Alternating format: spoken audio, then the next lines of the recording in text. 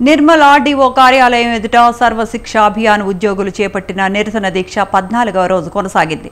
సర్వశిక్ష అభియాన్ ఉద్యోగులు ఒంటికాలపై నిలబడి నిరసన తెలిపారు. విద్యాశాఖలో తమను వెంటనే విలీనం చేసి రెగ్యులర్ చేయాలని డిమాండ్ చేశారు.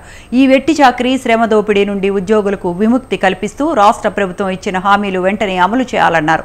లేదంటే సమ్మె ఉధృతం చేస్తామన్నారు.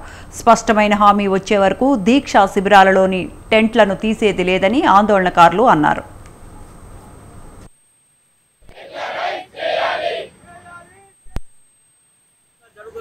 సమ్మె ఈ రోజు 14వ రోజుకు చేరుకుంది. ప్రభుత్వం నేటి వరకు కూడా స్పందించలేదు.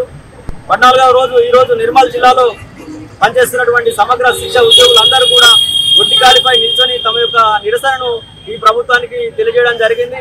ప్రభుత్వం వెంటనే స్పందించి మా యొక్క న్యాయపరమైన డిమాండ్స్, మొట్టమొదటి డిమాండ్ సమగ్ర శిక్ష ఉద్యోగులందరినీ కూడా వెంటనే రెగ్యులరైజ్ చేయాలని చెప్పేసి మేము కోరుతా ఉన్నాం. మమ్మల్ని అందరినీ కూడా విద్యాశాఖలో విలీనం చేసి పే స్కేల్ ఇవ్వాలని చెప్పేసి మేము కోరుతా ఉన్నాం. మా యొక్క న్యాయపరమైన డిమాండ్స్ను ఈ ప్రభుత్వము పరిష్కరించాలి. లేనట్లయితే మరి ప్రభుత్వం స్పష్టమైన హామీ లేదా జీవో ఇచ్చే వరకు మేము ఈ సమ్మెను ఇంకా